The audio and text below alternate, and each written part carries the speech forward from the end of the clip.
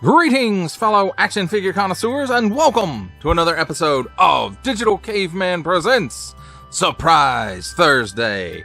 I, as always, am your host, the Digital Caveman, and today I will be presenting you with the Harbinger Studios Savage Crucible Royal Guard. Let's get into it!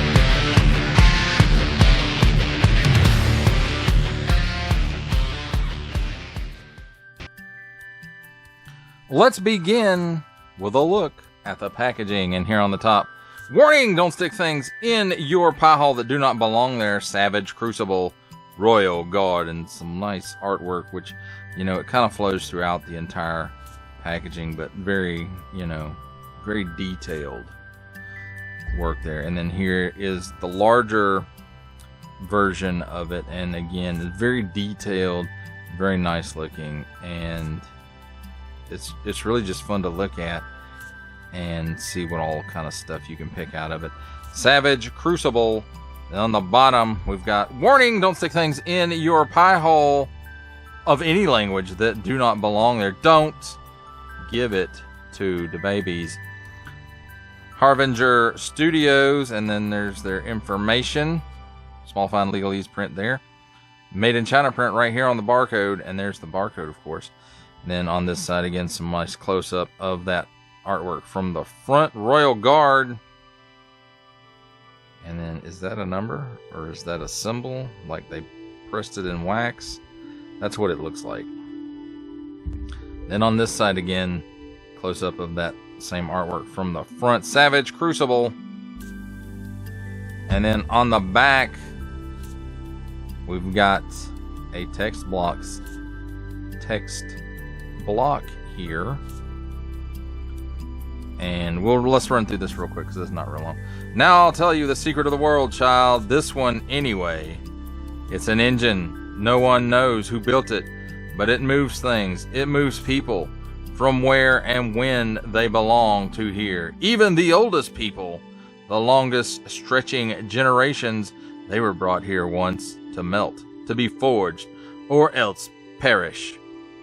It's a savage world of a million stories. We call it the Crucible. Savage Crucible. Harbinger Studios. And then it's got some nice artwork in the background. You kind of see that same artwork from the front, I think. No, maybe it's a little different, but very similar in style behind it. And then it's kind of like it's gripping on to the planet here. And then we've got some just space going on. And so very nice looking packaging. Simple and elegant. And that, my friends, does it for a look at the packaging. Let's take a look at the figure and his accessories. And I have handy dandy tweezers standing by, but I don't think I'm going to need them. So first off, he comes with a set of smaller curved swords. And let's take a look at the handle there for a minute. And it has a very nice, I guess the finish is called a patina for the handle. And it does look very, very nice. And then a nice big silver paint app for the blade. And you can tell this blade's been used a good bit. It's got some notches out of it. So this guy knows his way around a battle, it looks like. And it's got a nice little paint app on here for the wrap. So very nice looking piece. And like I said, there's two of those, and they are the same. Then he comes with these big, I'm not exactly sure what kind of sword this is, but it's big and it's got a hook at the end, and it's probably not something you would want swung at you. And again, it has nice, again, I'm guessing this is a patina finish is what that's called. And this looks like it's got a little bit of wash in here as well. And then again, that nice silver paint app for the blade, and it's scratched all up. So again, this is a weapon that has seen lots and lots of use, and it's really cool looking. And again, the second one of those is just like the first one. I say just like, there may be some minor differences in the washes and patinas and whatnot, the finishes. Oh, let's take a look at the figure himself. And it looks like the body is molded mostly in black plastic, and then his stripings, or is it supposed to be paint, or is it natural striping? I don't know. But, you know, these are paint apps applied to the figure. And when I said paint before, I meant not paint apps, but in universe, is it markings that they, you know, naturally come on them, or is it applied? And look at that eye. Wow. And how about that? He's got two of them. And just look at all the molded detail, sculpted detail there in the hand, and it carries down into the rest of the body of the figure as well. I mean, very nice. And you can see here that he's got a little bit of a paint app or a wash right here down the middle, where his belly, like a snake, or I guess lizards in general, you know how their bellies are not, you know, they're much lighter than the rest of them. At least I know that's the way it is with snakes, because, you know, they crawl around on their belly, so you don't ever see it unless it's one of those that plays dead. Hognose? Is that a hognose? I don't know. This guy isn't a hognose snake, I can tell you that. But just, wow. It's the amount of paint apps and stuff on this guy, it's incredible. At least they look incredible. And it's got some nice gold on here. It's got a nice finish on the armor. It's even got some paint apps here on the, well, I don't guess they're sheaths, but, you know, buckles or whatever that hold the swords. And even the buckles on these are painted. And these are the same, and they're the same as these on the hips as well. Stripes back here, stripes on the tail, the legs, and then again the finish for the silver parts of the armor, and then the gold highlights, and that even goes up to this waist portion as well. So there's a better look at that. And these pieces on the wrist, you know, that applies there as well. Stripes on the back of the hands, and on the back side of this armor as well. And then you can see he's wearing some kind of underwear, I guess. And then look at all that sculpted detail there in the armor as well. All those little rivets. And again, back to this gold snakes or serpents. And just tons and tons of detail. Look here, and the belts that come off of it is just, these are really fantastic looking. And I don't know how the other ones stand up. This was the only one that I picked up because I just wanted to see what this line was about. And I'm, you know, I wish I had picked more of them up now. So let's talk about his articulation a little bit. He can look up that high. He can look down that low. He's got chicken neck. He's got waggle. He can do the full exorcist. Also, the jaw is articulated and it opens up, and wow, look in there. I would not want to see that coming at me either. Just wow, fantastic looking. Now at the shoulder, these pieces are, let me see how these are attached. These are attached to the back of this armor here. So let's see, and get, if that's not 90 degrees, it's very close at raising up the arm. And it does pull up and down just slightly. No butterfly really. I really would have loved for this to have butterfly. Oh, I take it's connected to the arm. It's not connected to the armor. How about that? So 360 degrees rotation at the shoulder. At the upper bicep, there's also a cut. And with some difficulty, it does rotate 360 degrees as well.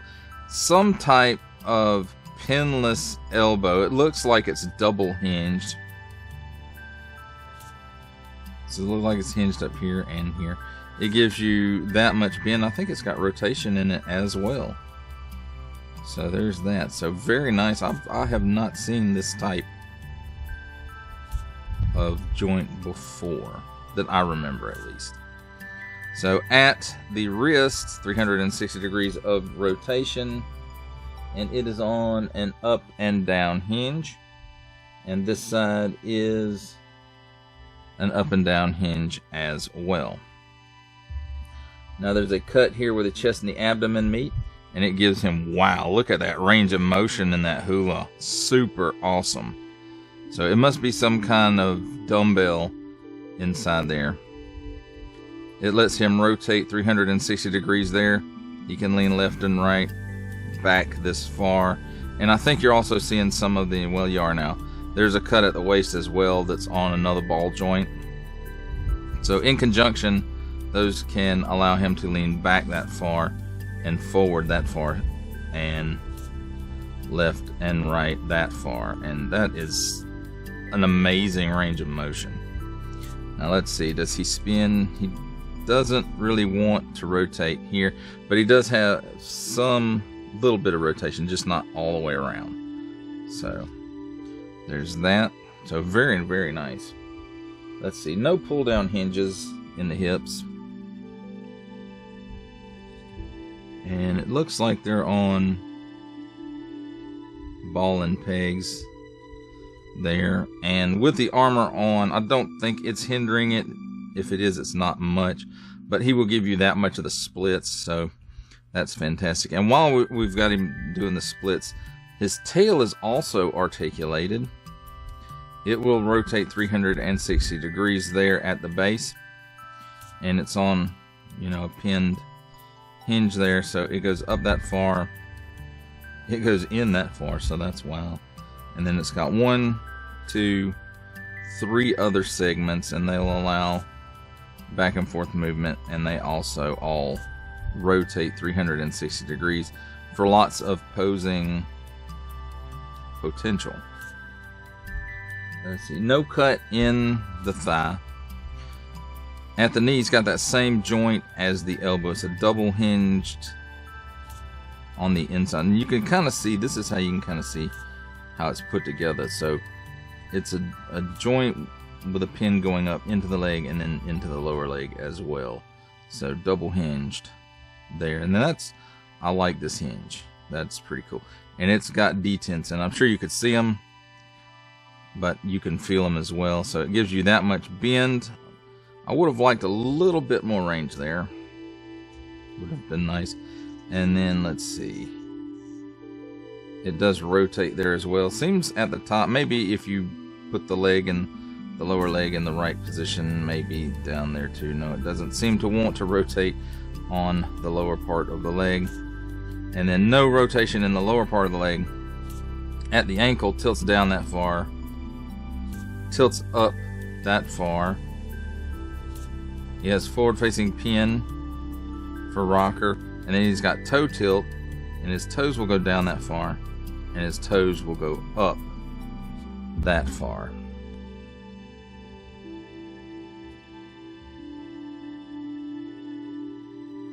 So I've got one more thing to show you on this figure, and that's how the little sword holders work. I don't particularly care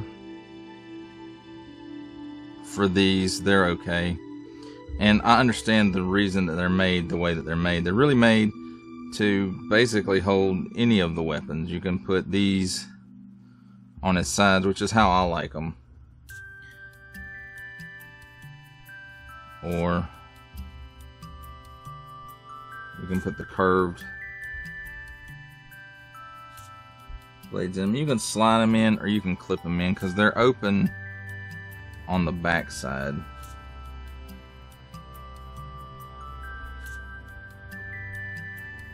And that's so these bigger weapons will fit in there.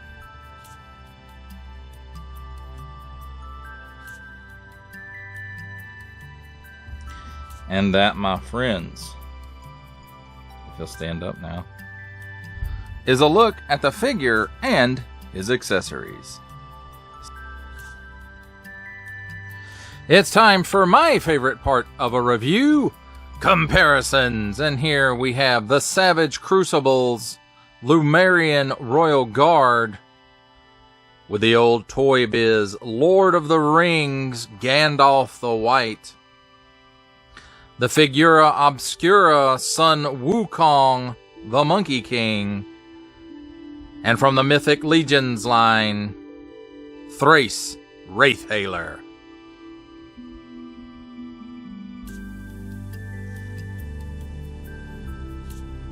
For our final set of comparisons, here we have the Savage Crucible Lemurian Royal Guard, with from the Marvel Legends series making his cameo appearance, Stan the Man Lee. From the G.I. Joe Classified series, the Hasbro Pulse exclusive Regal variant Cobra Commander. From Star Wars The Black Series, the Archive Edition 501st Legion Clone Trooper. And for a 7-inch scale comparison from the Masters of the Universe Masterverse line, the 40th Anniversary He-Man. For final thoughts on the Harbinger Studios Savage Crucible Lemurian Royal Guard, I have to say that I am really glad that I kicked the tires on this line. This is currently the only Savage Crucible figure that I have. I did pick it up at Joe Fest, and I have to say the sculpted detail on this figure it's very, very detailed. The paint apps on the armor pieces again are very, very detailed. They stand out and they look excellent. The paint apps on the weapons as well. I like the articulation scheme on this. It actually, the elbows and the knees are, even though they're double hinged pinless knees and elbows, it's done in a way I haven't seen before. And it's really intriguing to see how far they can use that in the line as far as when they start doing different body types. The tail, the articulation in the tail, I was not even expecting that. And there it is. It's very, very good. I really enjoyed playing around with this figure and posing it and stuff like that. I do, however, have a couple of very minor complaints, and I don't know how this goes line wide. Maybe it's just my particular figure, but the ankles seem to be very weak. You have to pose them almost perfectly in order to keep him standing up tall for any amount of time before he falls over. But eventually he does lean over and topple. So I will have to use stand on this guy when I go to put him in my display area. The other thing, and this is more of, I don't know if it's just me that doesn't like this. And don't get me wrong, it's not that I don't like this idea of this, but I don't want to call them sheaths, but the holders for the weapons don't do the greatest job. Now, I like the idea of, you know, you can put the bigger swords on his back and the smaller swords on his hips, or, you know, vice versa, like I have it here. I like that idea, but the weapons slide in and out too easily. And that may be a case of they didn't want a lot of paint rubbing going on and scratching the paint off of the weapons. And if that's the case, I understand that. But when posing and stuff like that, it can be a bit of a pain in the butt. So there is that. If I had one real negative about this figure, and probably I'm sure these holsters are used, you know, throughout the Lemurians, at least in the line. You know, I don't know. They can just be frustrating. So that's something going in that you should know. Those pieces can be frustrating. I do like the fact that, you know, again, they're swappable as far as you can put either or weapons in it. It works for both sets of weapons, so that's good. I like that they're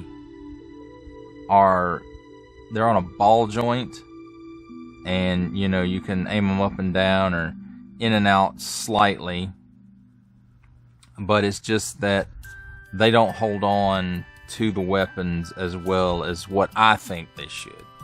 Now, again, that could just be me. So, Harbinger Studios, if you're listening, that's my one note, I guess, is that,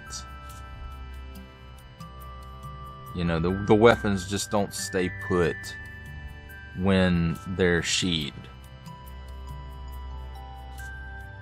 But other than that, I mean, the paint apps are fantastic. The eyes, the stripes, the armor is superb. And I'm looking forward to seeing some more stuff from this line. And I'm hoping I can get my hands on some of it to review and let you guys know